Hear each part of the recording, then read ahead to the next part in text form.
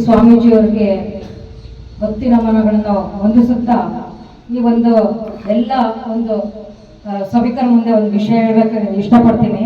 ಏನಂತಂದ್ರೆ ಬೆಳಗಾವಿ ಸರ್ ಹೇಳ್ದಂಗೆ ಎಲ್ಲ ಸ್ವಾಮೀಜಿಗಳು ಇಂತನೂ ಈ ನಮ್ಮ ಸಿದ್ದರಾಮನಂದ ಸ್ವಾಮೀಜಿಗೆ ತುಂಬಾ ಅವ್ರಿಗೆ ಒಂದು ಯುವಕರ ತರ ಒಂದು ಕಾಳಜಿ ಇತ್ತು.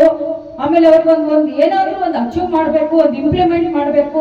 ನಮ್ಮ ಕುರುಬ ಸಮಾಜದಲ್ಲಿ ತುಂಬಾ ಹಿಂದುಳಿದಿದ್ದಾರೆ. ಆ ಹುಡುಗರಿಗೆ ಏನಾದ್ರೂ ಒಂದು ಹೆಲ್ಪ್ ಮಾಡಬೇಕು, ಎಜುಕೇಶನ್ಲಿ ಆಗಲಿ ಫೈನಾನ್ಷಿಯಲಿ ಆಗಲಿ ಅವ್ರಿಗೆ ತುಂಬಾ ಒಂದು ಕಾಳಜಿ ಇತ್ತು. ಅವ್ರನ್ನ ನಾನು ತಿಂತಿನಲ್ಲೂ ಮೀಟ್ ಮಾಡಿದ್ದೆ, ಮತ್ತೆ ನಂದಗಡದಲ್ಲೂ ಮೀಟ್ ಮಾಡಿದ್ದೆ. ಅವಾಗ ಅವರು ಮಾತಾಡ್ತಾ ಇದ್ರು. ರಾತ್ರಿ ನಾನು ಅಲ್ಲಿ ಒಂದು ದಿನ ಆಲ್ಟ್ ಮಾಡಿದ್ದೆ. ಅವಾಗ ಸ್ವಾಮೀಜಿ ಮಾತಾಡ್ತಾ ಇದ್ರು.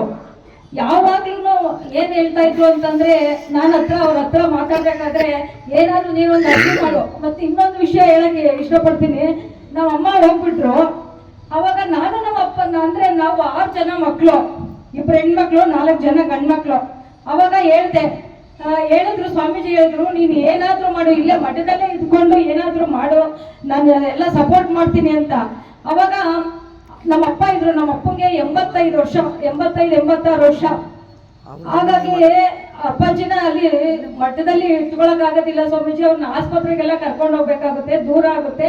ನಾನು ಬೆಂಗಳೂರಿನಲ್ಲೇ ಇರ್ತೀನಿ, ಬೆಂಗಳೂರಿನಲ್ಲೇ ಇದು ಏನಾದ್ರೂ ಮಾಡ್ತೀನಿ ಅಂತ. ಅದೇ ಯಾವಾಗ್ಲೂ ಅಷ್ಟೇನೆ ಸ್ವಾಮೀಜಿ ಹೇಳ್ತಾ ಇದ್ರು, ಏನಾದ್ರೂ ಒಂದು ಅಚೀವ್ ಮಾಡು ಅಂತ ಅಂದ್ಬಿಟ್ಟು. ಬೆಳಗಾವಿ ಸರ್ ಹೇಳ್ದಂಗೆ ನಮ್ಮ ಜನಗಳಲ್ಲಿ ಕುರುಬ ಕೊಂದ್ ಕೆಟ್ಟ ಅಲ್ಲ, ಕುರುಬ ಕೂಡ್ದಲೆ ಕುಟ್ಟ ಅಂತ ಹೇಳ್ತಾರೆ, ದೊಂಬ ಅಗಲ್ ಕೆಟ್ಟ ಅಂತ. ನಾವು ಕೂಡ್ದಲೆ ಕೆಟ್ಟಿದೀವಿ ಕರೆಕ್ಟು, ಆದ್ರೆ ನಮ್ಮಲ್ಲಿ ಒಗ್ಗಟ್ಟಿಲ್ಲ. ಈಗ ಇಷ್ಟು ಜನ ಇದ್ದೀವಿ, ನಮ್ಮಲ್ಲೇ ಏನಾದ್ರೂ ಒಳಗಡೆ ಏನಾದ್ರೂ ಒಂದಿರುತ್ತೆ.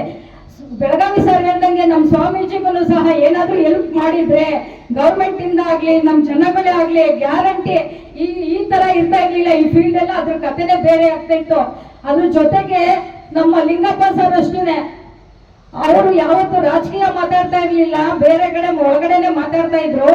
ಅವ್ರಿಗೂ ಅಷ್ಟೇನೆ, ಏನಾದ್ರು ನಾನು ರಾಜಕೀಯಕ್ಕೆ ಬರೋದು ಇಲ್ಲಮ್ಮ, ನೀನ್ ಎಲೆಕ್ಷನ್ ನಿಂತ್ಕೋ, ತುಮಕೂರಿಂದ ಎಲೆಕ್ಷನ್ ನಿಂತ್ಕೋ, ನಾನು ಹೆಲ್ಪ್ ಮಾಡ್ತೀನಿ, ಆದ್ರೆ ರಾಜಕೀಯಕ್ಕೆ ಬರೋದಿಲ್ಲ ಅಂತ. ಇಬ್ರಿಗೂ ಅಷ್ಟೇನೆ ಒಂದೇ ಒಂದು ಚಿಂತನೆ ಇತ್ತು, ನಮ್ಮ ಸಮಾಜನ ಒಂದು ಒಳ್ಳೆ ಮುನ್ನಡೆಸ್ಬೇಕು ಅಂತ. ಈ ಬ್ರಾಹ್ಮಣರಲ್ಲಿ ಬೇರೆ ನಾವು ಭಾಷೆ ಹೇಳ್ಬಾರ್ದು, ಕ್ಯಾಸ್ಟಿಸಮ್, ಬೇರೆ ಜಾತಿಗಳ ಅನ್ಯ ಜಾತಿಗಳಲ್ಲಿ ಯಾಕೆ ಒಗ್ಗಟ್ಟಾಗಿದ್ದಾರೆ ಅಂದ್ರೆ ಅವರೆಲ್ಲರೂ ಸಪೋರ್ಟ್ ಮಾಡ್ತಾರೆ. ಅವ್ರು ಎಂತ ದಡ್ಡರಾಗಿರ್ಲಿ ಫೈನಾನ್ಷಿಯಲಿ ಸಪೋರ್ಟ್ ಮಾಡ್ತಾರೆ, ಒಂದು ವಿದ್ಯಾವಂತರಿಗೆ ಹೆಲ್ಪ್ ಮಾಡ್ತಾರೆ. ಹಾಗಾಗಿ ಆ ಎಲ್ಲ ಸಮಾಜ ಇಷ್ಟು ದೊಡ್ಡ ಲೆವೆಲ್ಗೆ ಬರೋಕ್ಕೆ ಸಾಧ್ಯ ಆಗಿದೆ. ಅದೇ ನಮ್ಮ ಸಮಾಜದಲ್ಲಿ ವಿದ್ಯಾವಂತರು ಬೇಕಾದಷ್ಟು ಜನ ಇದ್ದಾರೆ, ತಿಳಿದವ್ರು ಬೇಕಾದಷ್ಟು ಜನ ಇದ್ದಾರೆ, ಆದ್ರೆ ಅನ್ಯೋನ್ಯತೆ ಇಲ್ಲ, ಒಗ್ಗಟ್ಟಿಲ್ಲ. ನಮ್ಮಲ್ಲಿ ಒಗ್ಗಟ್ಟಿಲ್ದರೆ ಇರೋದ್ರಿಂದಲೇ ನಾವು ಈ ಲೆವೆಲ್ ಅಲ್ಲಿ ಇನ್ನೂ ಈ ಲೆವೆಲ್ ಅಲ್ಲೇ ಕೆಳ ಲೆವೆಲ್ ಅಲ್ಲೇ ಇದೀವಿ. ಹಾಗಾಗಿ ಆಮೇಲೆ ನನಗೂ ಒಂದು ವಿಷಯ ಹೇಳಿದ್ದಾರೆ, ಆದ್ರೆ ನಾನು ಇಲ್ಲಿ ನಿಮ್ಮೆಲ್ಲರ ಮುಂದೆನೂ ಹೇಳ್ತೀನಿ. ಆದ್ರೆ ಈಗ ಏನಂತ ಹೇಳೋದಿಲ್ಲ. ಆದ್ರೆ ನಾನು ಆ ಸ್ವಾಮೀಜಿ ಏನ್ ಹೇಳಿದ್ದಾರೆ ಅದನ್ನ ನಾನು ಪ್ರಾಮಿಸ್ ಮಾಡ್ತೀನಿ ಇವತ್ತಿಂದನೇ. ನಾನು ಒಂದು ಸಮಾಜಕ್ಕೆ ಏನಾದ್ರೂ ಒಂದು ಮಾಡ್ತೀನಿ, ಅದನ್ನ ನೀವೆಲ್ಲರೂ ಹೆಲ್ಪ್ ಮಾಡಬೇಕು.